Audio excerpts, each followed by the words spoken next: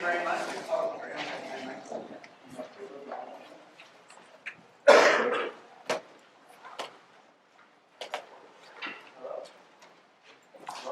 Is it recording? Okay. Okay, thank you very much for the invitation. And so I'm happy to be back here in Tucson. Actually, one lecture series I said would not be enough for me, so I'm going to give 2 lecture series, but each one will be half as long. All right, the first one is going to be about the way sieves are used in arithmetic geometry. Actually, this is actually a huge topic, so I'm really only going to talk about one kind of sieve that's used. And so this is called the closed point sieve, and it's used to prove some things about Bernoulli theorems over finite fields, and there are a couple of other applications as well. So that's what I'm going to start with. And as a warm-up, I'm going to use the same example that Jordan Ellenberg so nicely introduced this morning, namely the problem. So this will be warm-up number 1. So this will be the topic of counting square-free integers.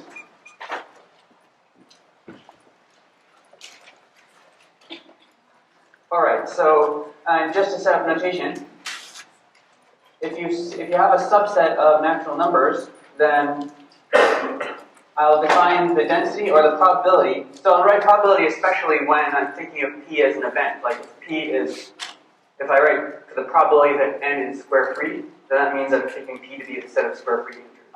And so this thing, so sometimes it's also called density.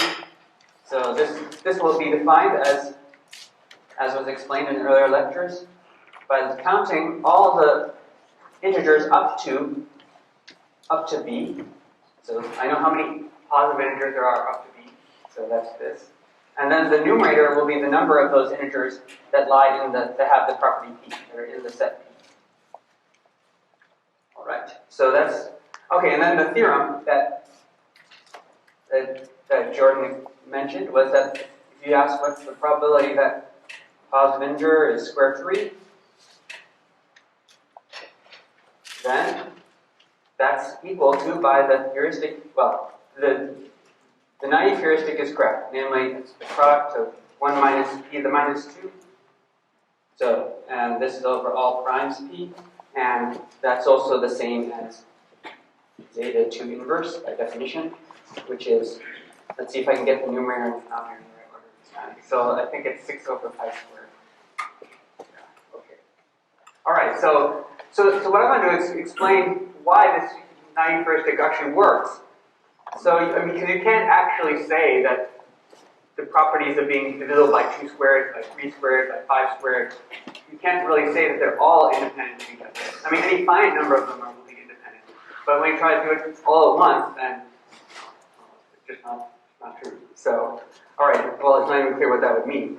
So anyway, the strategy of the proof will be to start with all the integers, sieve out the ones, it's what Jordan explained. You sieve out the ones that are divisible by 2 squared, you sieve out the ones that are divisible by 3 squared, and so on. And for any finite number of them, you can understand what density is left over. And so the question is, how do you handle the rest of the primes? So we're going to break up the primes that we sieve by according to their size. So there's going to be, all right, so maybe this will be that's the number line. These are the primes. I'll put some cutoffs here. If I'm counting the integers up to b, they're square free. Some of them will be less than this number r, and then I'll put another cutoff at a square root of b. And so these will be the small primes down here, and small, and medium-sized, and large. And so I'm going to start by sieving the small primes. Okay, so.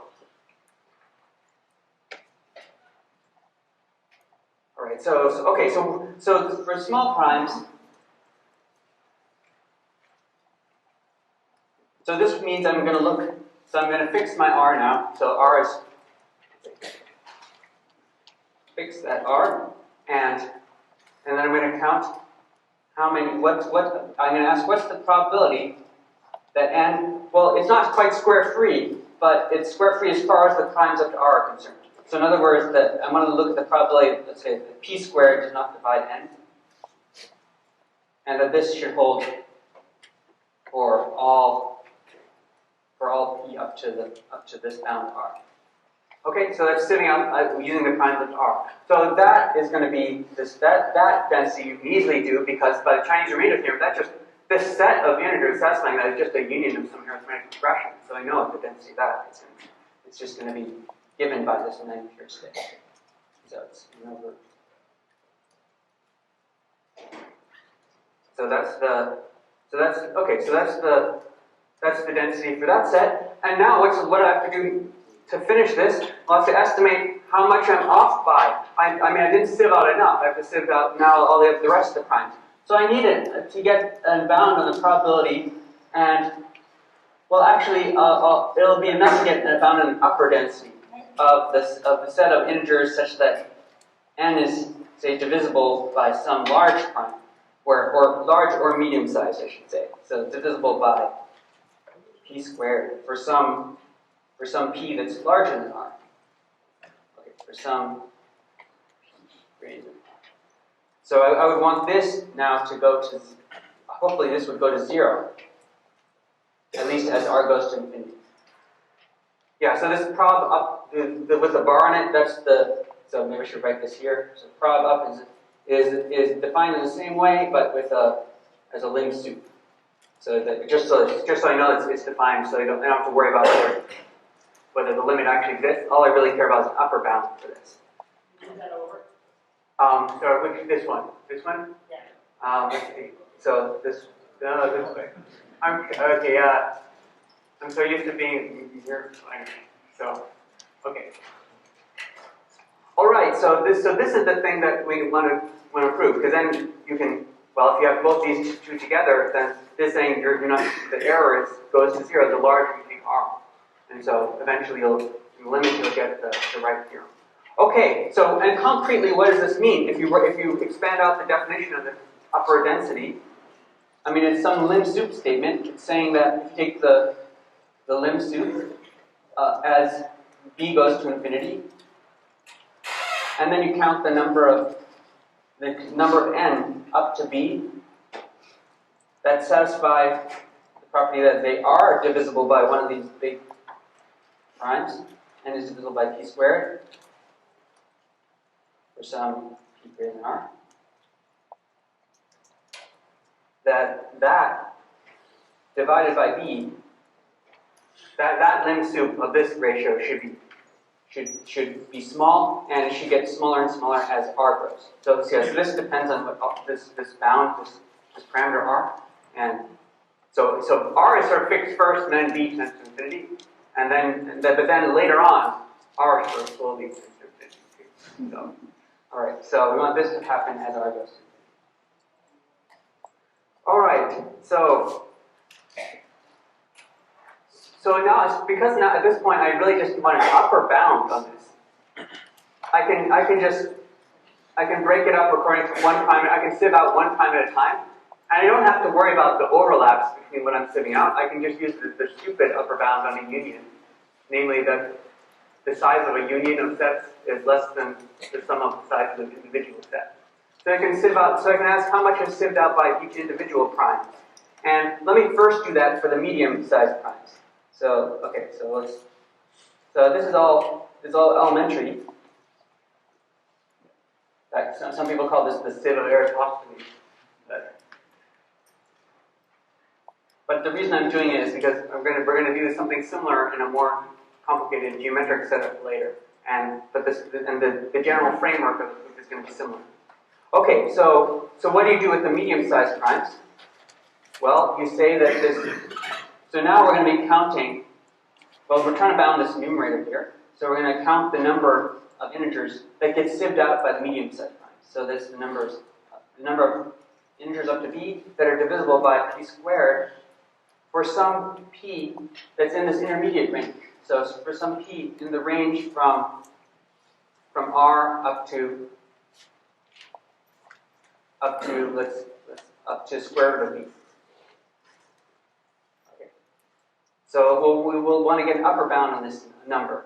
And well, what is it? I mean, it's at most. Well, as I was saying, it's union over all the primes in that range. And for each prime, how many integers are there up to b that are divisible by p squared? Well, that's the floor of n over p squared. And well, that's not, and I'm summing over the p's only in this interval here. And well, I know how to bound that. I mean, that I can just replace I can get rid of the floor, so all I care about is an upper bound. And so I'll have the same sum over the same range of primes of n over p squared. And well, n factors out, and you can replace the rest by an integral. So it's at most something like this. And might as well let the integral go to infinity, and I'm just going to get more stuff if I do that. So that's it, and that, and I know how to evaluate that. So it's n over r. And that's good, because except that n is p. Yeah, that's much better. Okay. I was worried about what was going to happen when I divided by b. Okay, all right, so now I divide by b, and all is good. Because now I get something whose lim sup, its lim sup is 1 over, it's bound by 1 over r, and that tends to 0 as r goes to b. So this is showing that not much is sieved out by medium-sized primes. And you might wonder why I bother to separate out the medium and large primes. Because this argument could have worked also for just all the primes. All the primes that are medium and large together. And the reason I'm doing this is really because of what's going to come later, in the analog later. So, if you didn't know that this was really a floor, but if it was like a ceiling or something, instead of a floor, then you would have been in trouble if you tried to sum that over all primes. Because you get infinitely many ones in it. Okay, so anyway, that takes care of medium-sized primes, and so then what's left? Is that okay? So what's left are the large primes now. So, well, there's not a whole lot to say about these. So what happens when you try to sieve out a large prime? So now we're trying to sieve out the things that are divisible by the square of a large prime. Now we're counting the number of n's up to p such that n is divisible by p squared. For some p that's greater than square root of b. So what can you say about that side? N is at most b, and it's trying to be divisible by some p squared. And p squared is bigger than b. So you're right, so this is going to be 0. Alright, so that takes care of those. So not much is sieved out by large primes. That's a good enough upper bound for that. And so, so now if you put this all together, you get the theorem. So we just proved it. There are other ways to prove that theorem that are actually, the only reason I'm putting it in this order is because this is what's going to generalize. Alright, so that's that problem. Now let me do another warm-up. So, warm-up 2 is going to be, instead of looking at the probability that n itself is square root 3, I'm going to look at the probability that a polynomial of n is square root 3. So I'm going to fix a polynomial and look at the values of that polynomial.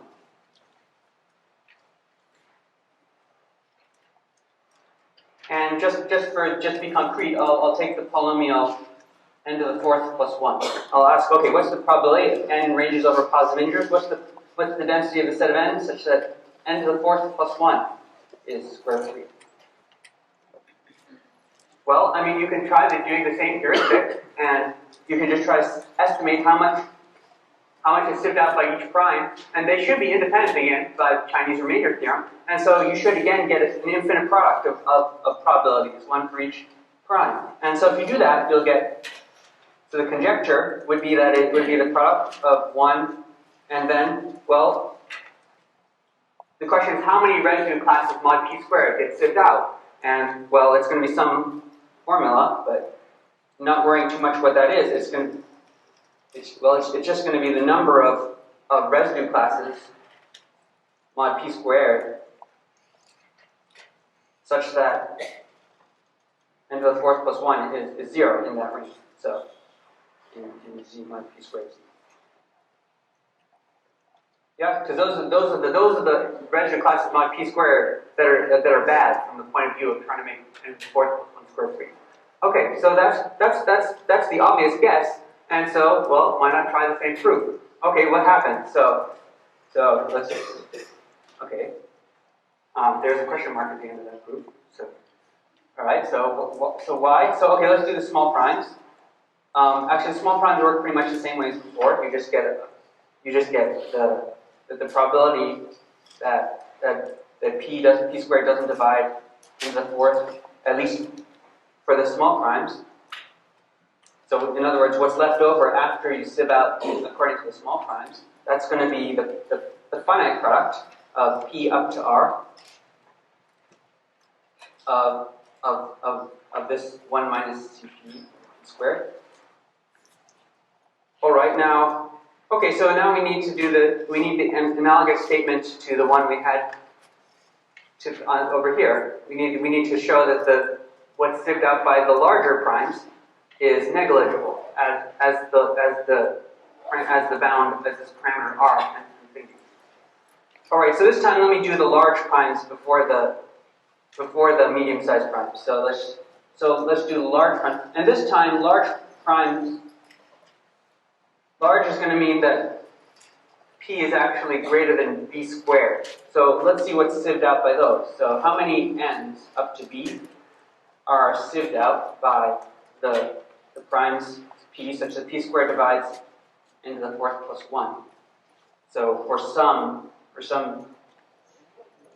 p that's bigger than b squared. So this is supposed to be another easy question. Because, well, I mean, if p is bigger than b squared, then p squared is going to be bigger than b to the fourth. And, well, okay, I guess there's maybe, okay, well, it's close enough. Okay, close enough. So, all right, so I mean, well, p is going to be actually b squared plus 1. So square that, yeah, so it's not going to, there's going to be 0. So nothing gets sieved out by these very large primes. And so now it's just a matter of handling the medium-sized primes, where medium-sized now means between r and b squared. Okay, so well, all right, let's try to do the same thing we did before. So for the medium-sized primes, we'll just sieve out each prime independently and see how, and to add up and use the trivial bound on the union. So the number of n's up to b such that p squared divides into the fourth plus 1 for some p now in the range from, well, okay, actually let's not do it for some p, let's just ask for 1 p. Just for each p,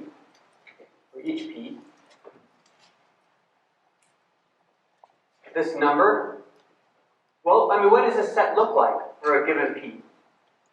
I mean, this condition just depends on what n is mod p squared. So this is just going to be a union of residue classes mod p squared.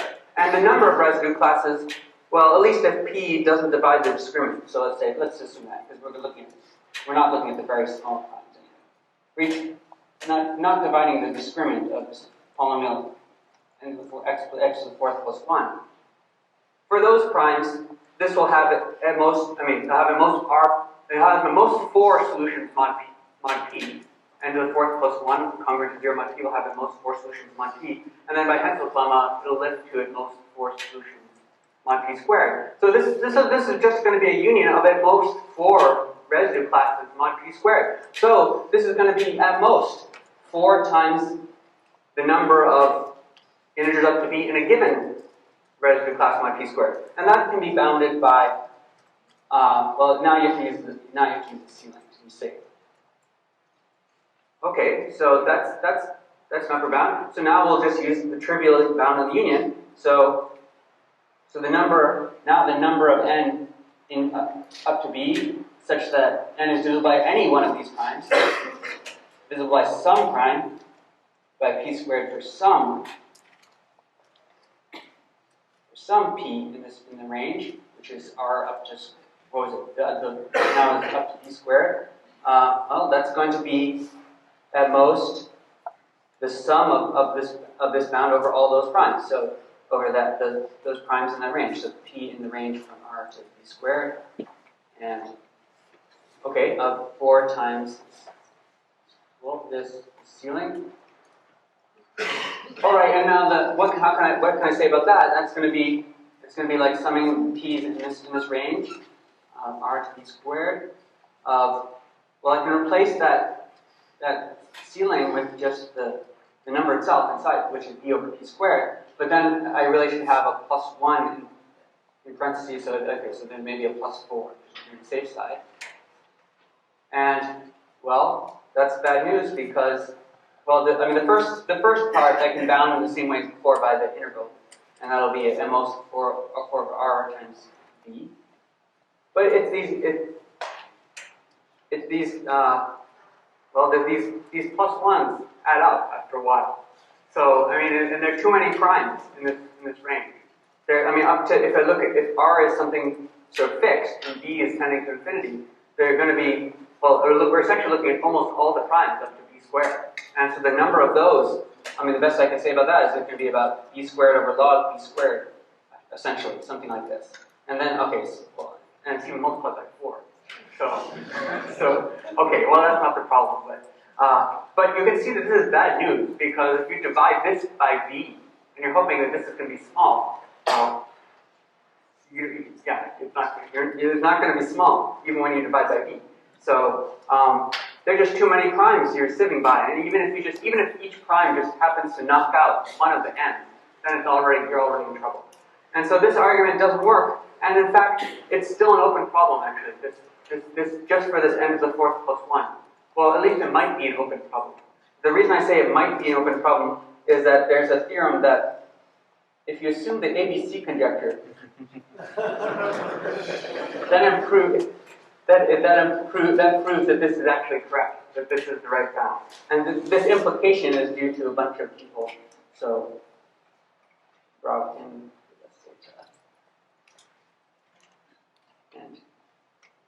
George, I think it's pronounced Graves, maybe? I don't know. Schinzel. For this particular polynomial, it's elementary, right? Yeah, I think so. I mean, this, and then Granville. I mean, they really did it. I guess that's true. They proved it more generally for cyclotonic polynomials in general. But it's still fairly elementary. And using, if you combine this with Belly type arguments, similar to what Professor Elsie in the back did for the Mordell conjecture, then you can deduce the analog for any polynomial for which, pretty much any polynomial for which you. So instead of just n to the 4th plus 1. So all right. So depending on your, well, I'm not going to go there as far as what's going on there, but. All right, so that's all I wanted to say about square-free values of polynomials. So let me now move on to something else. So some other ingredients I'll need to introduce in order to talk about the Bertini theorem are closed points on a variety over a field or on a finite type scheme over Z. So first let me let X be something like a variety over a field, or more generally a finite type K scheme. So K is a field now. Okay, so it's field. So what does closed point mean? Well, I mean, in terms of schemes, it's the point is closed. So, but such that the set, so this closure is just the closure of the set of that singleton set is just that singleton set. Okay, but you can interpret that in a more concrete way. Well, I mean, how do you test whether a point is closed? You can look at an open affine that contains that point, an affine open of X, and then the closed points are the ones that correspond to the maximal ideals. So these correspond to maximal ideals M of A, where I've chosen an affine open subscheme of X. So for some affine open, which I've called I'll just write it as spec A. Something isomorphic to spec A that's an open subscheme of X. Okay, so that's the definition of closed point, or that's one way of interpreting what it is. And you can define the residue field of the point. I think Jordan also mentioned this. So, and I'll denote the residue field as kappa of P. So the residue field is just in the way this way of thinking about it, it's just the A modulo of the maximum field. Yeah, and that's going to be this is going to be a finite extension of the field K. That's because of the weak null-shell induct. That says that if you have a field extension of K that's finally generated as a K algebra, then it's automatically a finite dimensional field extension of K. Okay, so yeah, and by the way, the notion of residue field and closed point, these also make sense also for when X is finite type over spec Z. So in that case, the residue fields will be finite fields. All right. So that's yeah. Okay. So another thing, going back to the geometric case where it's a case scheme, you can define the degree of the closed point. So the degree of this point P is just the degree. It's just the degree of this finite extension. So it's just the dimension of this. Just the degree of that A mod n over the field K. Okay, so I mean, if you're not familiar with these, maybe I can just do an example. I think actually this is the same example that came up in Jordan's talk again. So you take closed points on A1. What does that correspond to? I mean, that's already affine, so it's just going to be maximal ideals of the affine coordinate ring. So it's just going to be maximal ideal of the K bracket T. And yeah, and those are because it's a PID, as these are the same as the monic irreducible polynomials in K adjoint T. And you can also interpret this as being, well, if you take the roots of such a polynomial, then they will form a Galois orbit inside K bar. So I can think of it as being the Galois orbit inside A1 of K bar. Or alternatively, you could base change the A1 from K up to K bar and look at what happens when you base change the closed point, and it will split up as a union of little points. Well, maybe non-reduced points if it's inseparable, but okay, whatever. So okay, so that's what closed points look like here. You can interpret them sort of naively as just Galois orbits of K bar points. And this interpretation actually holds more generally. So for any case scheme, a closed point of X, it will correspond to a Galois orbit in the K bar points of X. Okay, so you don't really need to, yeah. So you don't need to. I mean, you can understand them even if you don't know much about schemes. All right.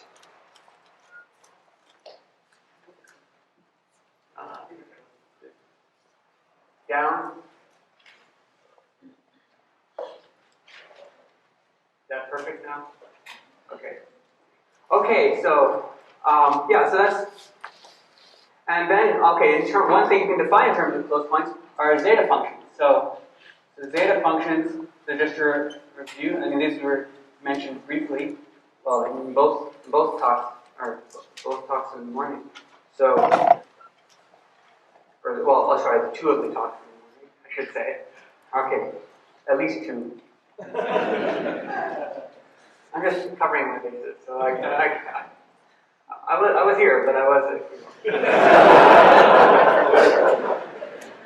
Okay, so first of all, you can understand the Riemann zeta function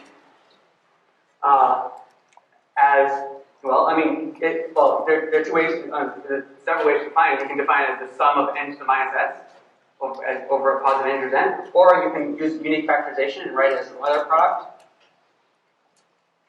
So where this is a product over primes. All primes, P, and now you can also interpret these, well, as a product over the closed points P of spec Z, and then the P here is is the size of the residue field. And so this becomes 1 minus, you can rewrite it like this. And the advantage of writing it this way, which maybe looks more complicated than the way that it was written before, is that you can generalize it. Yeah, okay, so this formula it converges when the real part of S is greater than 1. And, okay, so then based on that, that inspires the definition that works for any scheme of finite type over Z. I mean, that's a condition that guarantees that the residue fields will be finite. And then you just define the zeta function to be the product over the closed points of X. So the closed points P in X, and then for each point you take 1 minus size of the residue field. It's the same definition. Okay, so that's and you can check by counting how many closed points there could be on an m-dimensional variety. You can check that this converges when the real part of S is greater than the curl dimension of X.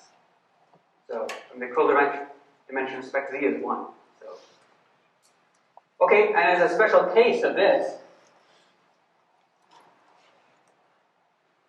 you could take X to be a variety over a finite field. So if that's X or more generally something finite type over FQ. I mean, just because FQ itself is a finite type over Z. So this was a special case of this definition. And so so in this case, you can write this another way, because then the size of the residue field is just, well, the residue field is now a finite extension of FQ, so it's going to be Q raised to some power, and the power is just the degree of that residue field over FQ, which we call the degree of the closed point. So now, in this way, you can rewrite the zeta function for the variety over the finite field as a product, again, over the closed points of X, but now you can write it as 1 minus Q raised to the minus S times the degree of P. And, well, I mean, notice that this is now, you can think of this as a power series in Q to the minus S, and it turns out to be equal to this power series if you make the change of variable, so T is Q to the minus S, then it turns out to be the same power series as this generating function, where you take the generating function for the number of points on X over Q to the R, and divide by R times G to the R.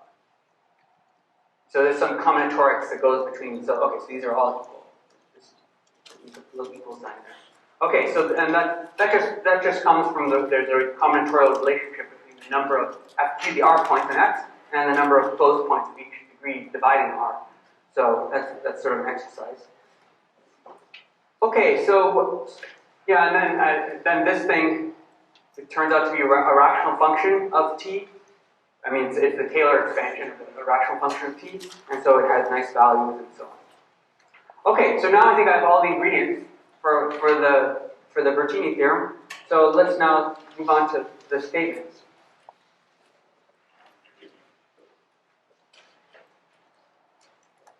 How are we doing? Yeah, it's good. Okay, so let me first mention what the classical Bertini theorem is. So, and I'm going to be talking about, at least for today, I'm going to talk about the Bertini smoothness theorem.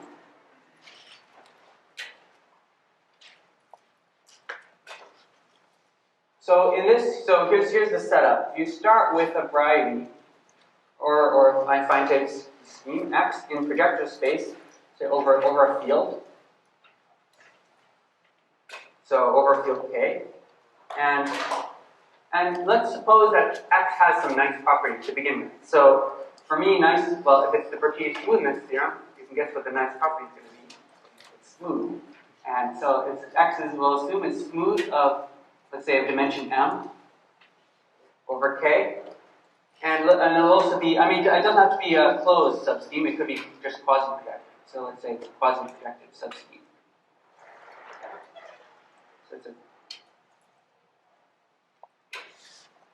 So then the theorem is supposed to say, well, if you cut x with the hyperplane, then most of the time you should get something smooth. And so that's the general form of the Bernoulli theorem. You have a variety that has the next property, you cut it with a hyperplane, you get something that has the same property. And more formally, at least most of the time. And what most of the time means, in terms of algebraic geometry, is that if you look at the family, if you look at the moduli space of all hyperplanes, I mean, well, how do you describe a hyperplane? I mean, just give the linear form that defines it up to a scalar. So the hyperplanes themselves are classified by a projective space, namely the projective space whose coordinates are the coefficients of the linear form. And so let's call that, so that moduli space of hyperplanes is something called the dual projective space. So, and then the statement is that there's a Zariski dense open subscheme of the dual projective space, such that each point of that open subscheme of the modular space, those are supposed to be the good ones. So these correspond. I mean, if you look at what that moduli point parameterizes, it's going to correspond to a particular hyperplane. So technically, it's a hyperplane defined over hyperplane Pn defined over the residue field, or whatever that point little u is. And it has a good property that it intersects x in something smooth. Smooth of, and precise, smooth of dimension m minus 1 over the field of which this is defined now, which is now the residue field. Okay, so, as a corollary of that, if now K is an infinite field, which is the usual setting where you apply Bernoulli theorems, that means, for an infinite field, the K points of projective space are Zariski dense in Pn. Now that's not true if K is a finite field. If K is finite, the K points of Pn are finitely many points, and the Zariski closure of that is just those finitely many points. So, but if K is infinite, then there's Zariski dense, and so there will always be K points inside U.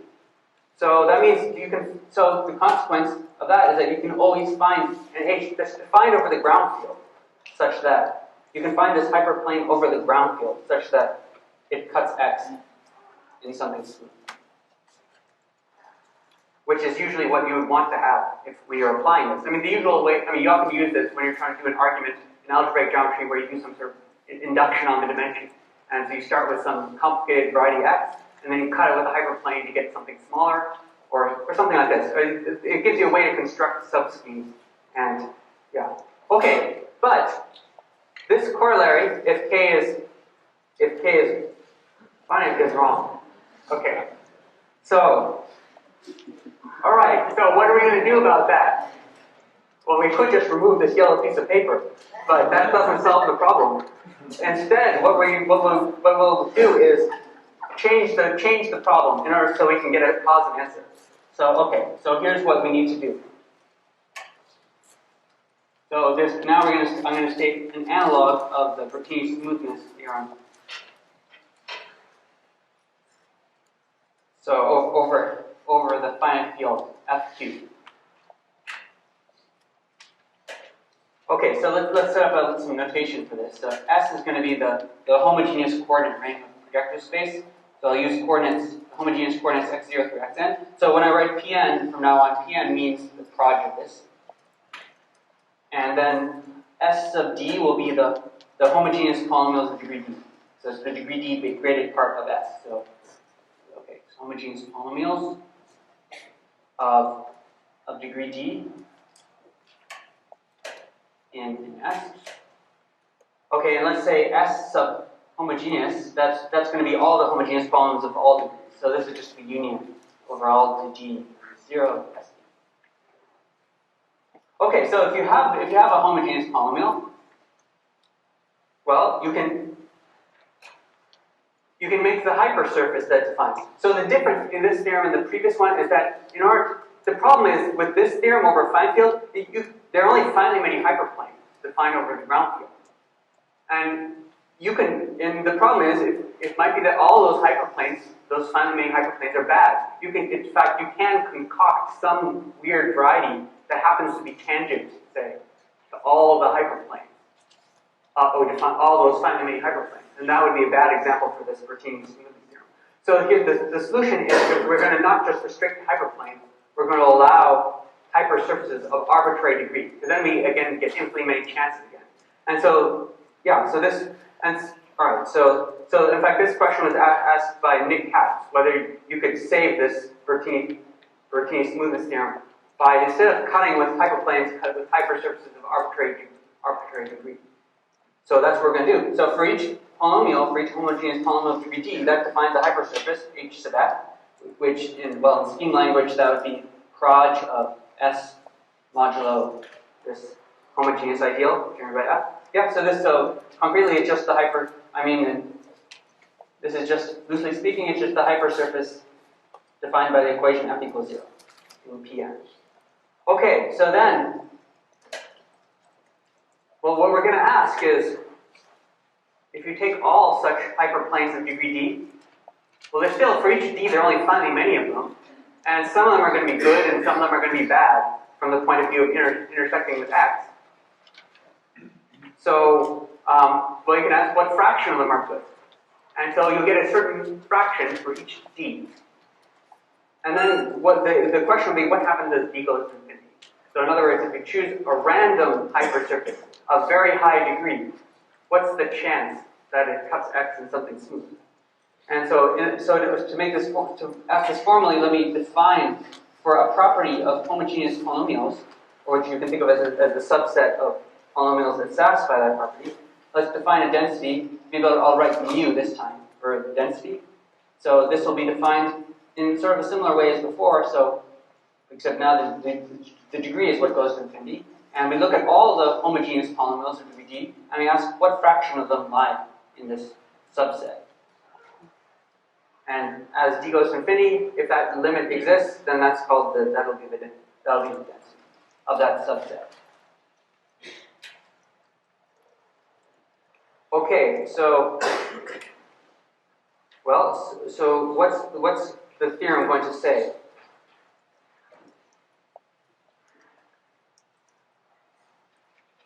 So okay.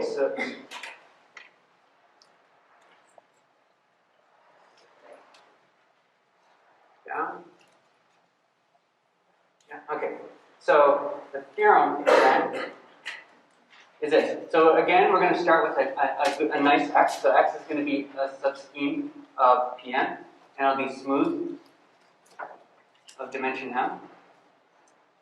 Yeah, so quasi-projected. But now everything's over a finite field. And the property that we're going to ask about these, that we're going to demand of these polynomials is that the hypersurface defined by f intersects x in something smooth. So this smooth, dimension n minus 1. I mean, the only reason I have to write this of dimension n minus 1 is just to avoid technicalities. Like, I don't want f equals 0 to be. If I take f to be identically 0, I don't have to think about that as a good hypersurface. Okay. Anyway. So that's the property, and the question is, what's the density? Because the density means what's the probability that a random hypersurface is going to cut x in something smooth. So the question is, what is the density of this subset? And the answer is going to be this. So it'll be the zeta function of x evaluated at m plus 1. So that's at s equals m plus 1, and then the inverse of that. Okay, so what kind of number is that? Well, it's a density, so at least if I got things right, it's between 0 and 1. So, and actually it's also a rational number because of the Bay conjecture, because the zeta function itself is a rational function in q to the minus s. So in fact it's going to be a rational function in q to the minus in parentheses n plus 1. So anyway, so it's a rational number in between 0 and 1. And one thing that's sort of interesting about it is that it doesn't depend on how x is embedded. It's something intrinsic to x, which is sort of a weird thing. But okay. And for comparison, what's the analog for spec z? Well, going back to the earlier notation, we're asked what's the probability that the subscheme and what's a hypersurface in spec z? Well, it's something defined by a single equation, n equals 0, where n is an integer. So the probability that when if you cut spec z with the hypersurface n equals 0, the probability, well, I don't want to say smooth anymore because there's no base for it to be smooth over. Play make-believe and talk about F1. And so instead you say, ask for it to be a regular scheme, which means that all the local rings should be regular local rings, which would in this case would be dimension 0, which is the same as saying that this is a reduced scheme, which is the same as saying that n is square free. So this is just asking what's the probability that n is square free, and we know the answer to that. That's zeta of 2 inverse. And what is 2? 2 is 1 plus 1. Now what's the first one? What's the first of those two ones? It's the first of those two ones is the dimension, is the co-dimension of spec z. So it's really the same. It's really the same result. And in fact, there is a conjectural generalization that would combine both of these statements. Okay, but that's just the motivation and or just analogies for now. But so before, well, I guess I'm not. Let's see, I've got 2 minutes left, right? Okay. So what am I going to do in 2 minutes? No, I'm not going to prove the theorem, but I'll do an example. So an example of this is where you take x to be P2 as a subscheme of P2. That's okay. That's a smooth subscheme of P2, and let's do it over F2. So, well, I mean, what's the property that we're talking about? What's the probability that what's the probability that a plane curve is smooth? Because the H sub f is now defining a plane curve, and when you intersect with P2, you get the same curve, and we're asking for that to be smooth. So, well, that's going to depend on the zeta function of this scheme, and you can work out the zeta function by using the generating function, because if you know that how many points there are over on P2, I don't know how many there are. 4dr plus 2dr plus 1, and that leads to the formula for the zeta function for this. Well, as a rational function of z, it's going to look like 1 minus t, 1 minus 2t, 1 minus 4t. And so if you keep going with that, then what are you supposed to do with that? You're supposed to plug in 2 to the minus 3, because m plus 1 is going to be 3 in this example. And that was the s, and now we're plugging in t, which is q to the minus s. So the conclusion of all this is that if you believe that this theorem has actually been proved, which it will be next time, more or less. So then it's telling you that the density, or let's say the density of plane curves in P2, such that over F2. In other words, the probability. Okay, I'll write probability just because that's the way I kind of think about it. Okay, the probability that a plane curve in P2 is smooth is equal to, well, you just take this formula and you plug in t to the t equals 1/8. So that's q to the minus f. So and if you do that, if I did this right, and you take the inverse then. So then you get 21 over 64. So that's the probability that the plane curve is smooth. Okay, so I'm going to end here, and then next time I'll explain how this theorem gets proved, and it's going to be similar to the analysis of square free integers. We're going to divide up the closed points into the low degree closed points, the medium sized closed points, and the large degree closed points. And we're going to do a big sieve and see what happens. All right.